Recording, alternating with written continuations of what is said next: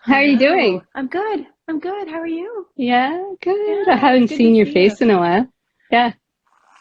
Here it is. Here it It's is, good. and it's Thanks for been, having me, Mukta. Thank you so much. I'm glad you that are I so could make welcome. it and all of this is working out. So thank you. Yeah, no, I'm excited to have you on. So I did a quick, brief intro of what this is all about. This is Okay. basically an Instagram live series where I'm having guest Hmm. experts come in and talk to me about how to calm your nervous system, how to Hmm. restore it, recharge it, and basically support it with simple techniques. And so I'm so excited to have you on. I know you and I have had long conversations about all the different things we can do to support our nervous Hmm. system, Hmm. and you work on it as well. So I would like to first hand it over to you, to first Hmm. welcome you, and Sure. if you could introduce yourself a little bit to the people who may not know you and Hmm. tell us what you do. Okay, great. Thank you so much. Sure. I am a yoga teacher and a yoga therapist. Mukta and I have done some work together on working to support people in a way that is a little different, using food and using movement, and using breath, Hmm. um, and a myriad of other things, mindfulness, meditation, to support relaxing the nervous system and other things. So, but I hail from Minnesota. I used to live in Michigan, Minnesota. I used to work with teens at risk, kids who were struggling, kind of falling through the cracks in their families, and certainly saw a lot of stress and anxiety in those different sort of communities. Um, and yeah, I don't know how far back you really want me to go, but I certainly, I've been supporting people for about 20, 25 years as a rec therapist and as a teacher and as a yoga, as a youth outreach specialist, and now I'm focused on yoga therapy. So Fantastic. thank Thank you, you. Jill. Yeah. And Jill and I go back 9 years now. I Oh, was calculating. So we met yeah. at a yoga retreat at the Land of the Land of Medicine Medicine Buddha Buddha. at Mm-hmm. Ken Thon's retreat, and we were Mm-hmm. roommates, which was Mm-hmm. awesome. And of course, It was. we've taught a few workshops since then. And I think it's really special to have Jill here because Jill focuses on stress management and anxiety and and similar things that I focus on. I come at it from food, and Jill focuses on it from a yoga therapy standpoint. So, Jill, tell me Mm-hmm. what yoga therapy is and how that's Okay, different from sure. yoga. Both of them sound very familiar or very similar. Yoga sounds very similar to yoga therapy. Both are Mhm. very helpful and supportive of the nervous system because both involve pranayama or breath work, both involve movement, both involve meditation, mindfulness. I think Mhm. what separates the two or what differentiates the two is that yoga therapy really focuses on the root of what is going on with a particular individual. So Mhm. we focus on, we look at an individual's, um, their life, how they're eating, how they're sleeping, Mhm. what choices are they making on a regular basis, and then how are they feeling and what conditions are Mhm. arising, Mhm. and knowing that stress is really at the root of all illnesses. We Mhm. start to address stress and then the very specific things that the individual is wanting to address. So let's say someone has diabetes and they're also Mhm. dealing with stress or anxiety. They're Mhm. trying to work a regular 9 to 5 job, and yet they're having to deal with insulin drops and those sorts of things. I would first send them Mhm. to you. No, but Mukta, you're amazing. But Mukta is really the one who's, they're she's super honed in on nutrition, of course, and supporting your body holistically with food. So I truly do trust Mukta with a lot of my questions. Um, but yeah, I think yoga therapy, the difference is that A yoga teacher is going to go into a room, turn down the lights or light the candles or whatever, put on the soft music and lead a beautiful class. That's the idea. A yoga therapist is going to work more individually. You can work in classroom settings as well, but it's going to be very specifically addressing a condition or that sort of thing. So, and it's really coming at it from a holistic angle as well, which I appreciate about the work that you do. So let's dive in to Brahmari breathing and what that is and why we need to know about it. Before you show us how to do it, just kind of tell us high level, what is Brahmari breathing? Sure. So Brahmari breathing is a way to breathe. It's a practice that supports the nervous system. The way it's done, and I'll show you in a moment, it vibrates down through the body. The breath and the sound that you create while you breathe vibrates and innervates organs in the body. And there's also something called the vagus nerve, which we'll be hopefully talking about shortly. And so the vagus nerve is also stimulated, which also supports the organs of the body and deepens our state of relaxation. So yeah, that's, there's more to say, but that's essentially it. Yeah. So it's a vibration. It's a vibration. It soothes the nerves and it decreases hypertension.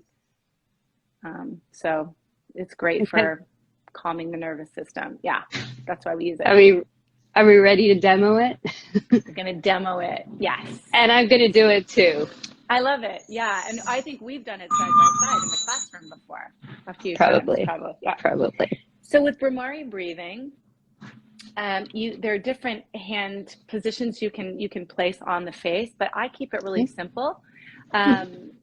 I just would invite everyone. I'm wearing earbuds, so AirPods, so it's a little bit more difficult for me. But you would essentially place your fingers inside the cartilage of your ear and plug the cartilage, just kind of dampen the cartilage so you can hear. And then when you breathe, you're breathing in through your nose, and then you're breathing out through your nose as well, just to kind of regulate the breath. And then when you're ready, take a breath in and exhale with a humming sound. So we also call Brahmari breath buzzing bee breath or bee breath. So plugging the ears helps you to hear it, and it helps to just connect with the breath.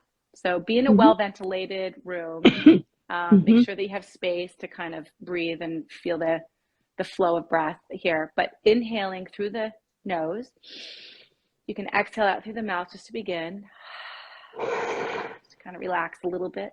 And then inhale, taking your fingers into the ears, pressing the cartilage.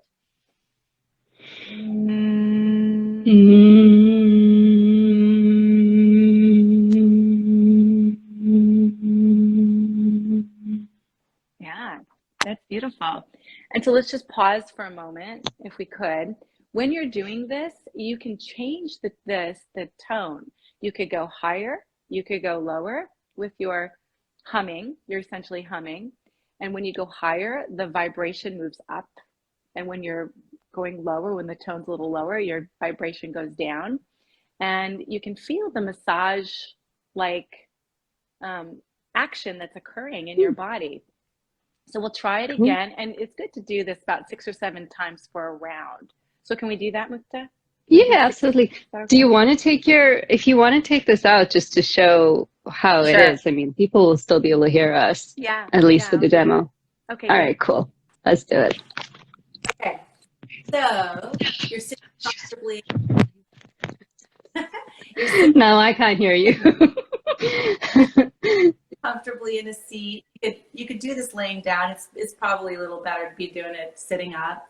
And you're in through the nose. We'll just start again. Just inhale. And then exhale out through the mouth. Awesome. And then inhale through the nose. Plug the ears. Pressing in on the cartilage.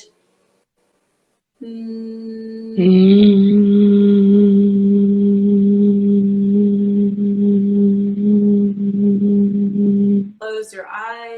if you want. Inhale.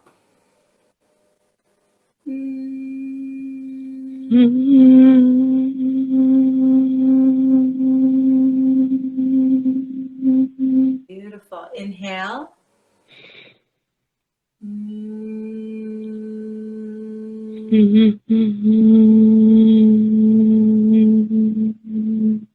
Inhale.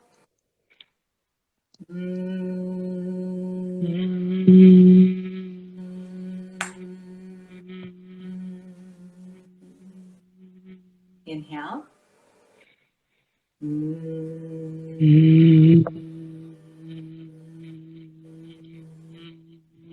We'll do one more. Inhale.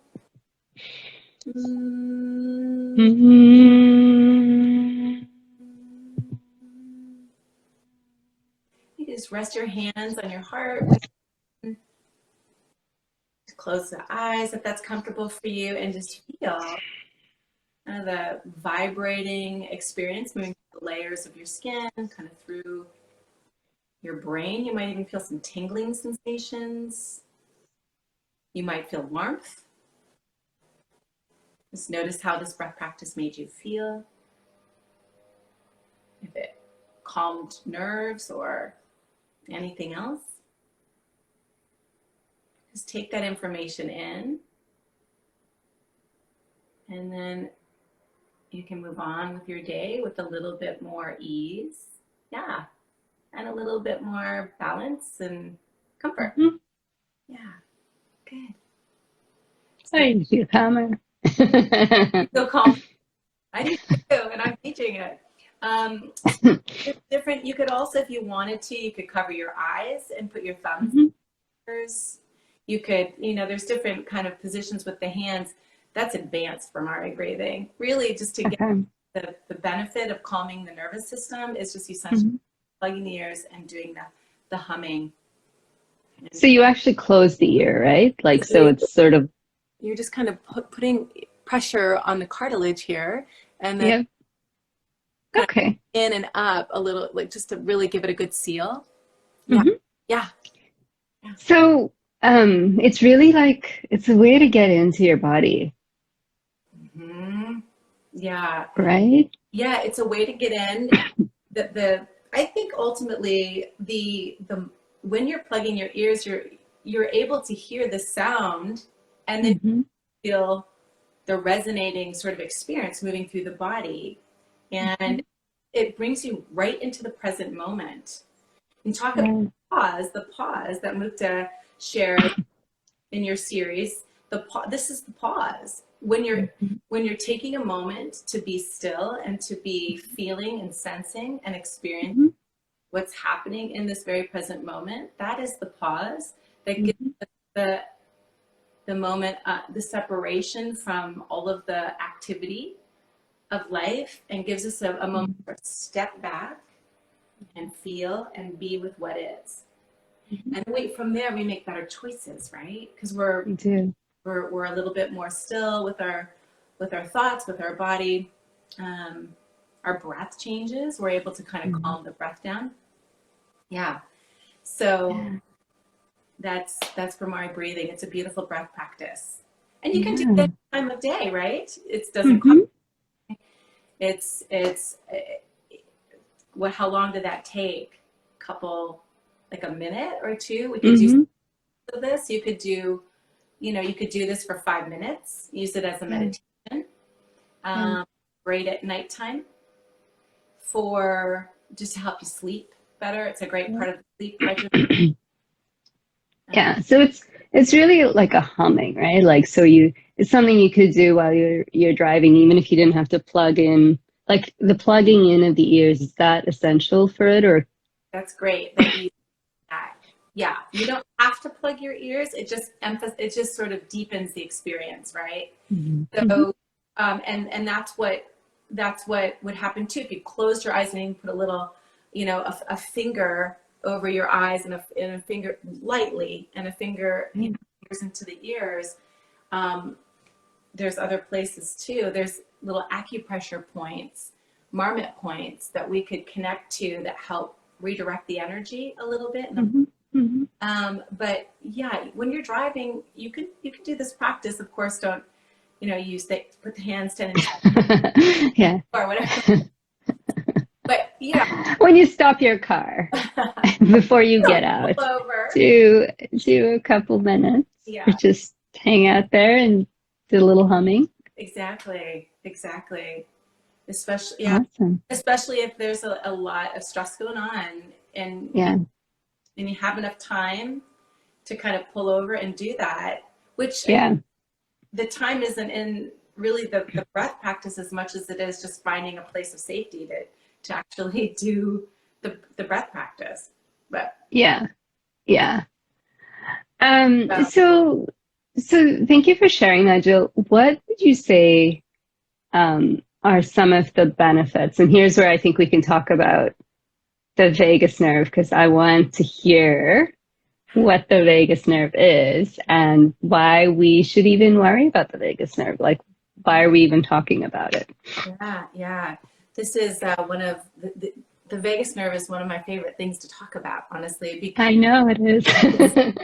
It's so fascinating, and it's so easy to access, and it's another quick tool that we can just pull out of our tool belt and use anytime, anywhere, and support decreasing the stress response. So the vagus nerve taps into what's called the parasympathetic nervous system. With the nervous system, without getting into all the science around it, the nervous system has two branches primarily. There's a third as well, the enteric nervous system, but the two primary branches are the fight and flight response, and along with that is the freeze response, and then the parasympathetic is the rest and digest response. And so when we tap into the vagus nerve, which is your 10th cranial nerve, and it connects in the brain, and it moves down through the throat, down through the side of the neck actually, and then it moves through the front of the body, and it innervates. In other words, it touches all these different organs in the body. And when you tap into it, like the humming that we just did, there's a little bit of vibration that's also tapping into the vagus nerve and moving the vagus nerve.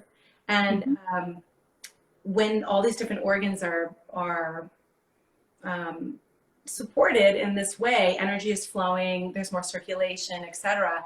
Are the different functionality of the body, all these different systems of the body operate more efficiently. When they operate more efficiently, we have less stress. So it drops cortisol, and all these different stress hormones, because the digestive system is working, the respiratory system is working better, the lymphatic system, cardiovascular system, all these different systems are working more optimally. So the vagus nerve, now the research is showing that it's potentially a cure for a lot of, without, I don't have the studies in front of me, but it's a potential big support for conditions of the body. Yeah. And so stimulating the vagus nerve is essentially your connection to calming the body and moving from like the stress response to rest and digest, and really just that relaxed Zen state. Yes. And the Brahmari breathing is one technique to do that. Yeah. And it's such a quick technique. It's something that you can do like at any point during the day when you're feeling stressed out. And it's one way to take a couple minutes to yourself and relax. Right. So thank you for showing us Brahmari breathing. You're welcome. Yeah. I know that there's other ways. Sorry, go ahead. I'm just going to put these. Good. Yeah. Go ahead and do that. I know that there's other ways that you can stimulate the vagus nerve, and I'm going to have you come back to talk about that because, for those of you watching who are not super familiar with the vagus nerve, you can stimulate it by even doing a forward bend. There's yoga poses that can help support your vagus nerve and, you know, nervous system. So it's like really quick fix things, even though you don't want them to be quick fix things. I mean, you want them to be, but they're really, you know, an opportunity for you to slow down, get into your body and feel it, right? Yeah. May I interrupt for a moment? Absolutely. It's the opening of the heart, the front body, more so. You're right. When it comes to forward folding, that is a calming response. The body moves into a calming response, but it's really the back bending that stimulates the vagus nerve, right? Because we're opening up. We want to kind of stretch and traction the vagus nerve. I have so many questions about that, but we're gonna have to take those offline because another time. I'm like, wait, but yeah, no, I mean, I like it's so fascinating the way everything is so connected, and you know, like because I notice, for example, when I do a back bend really late at night, I can't sleep.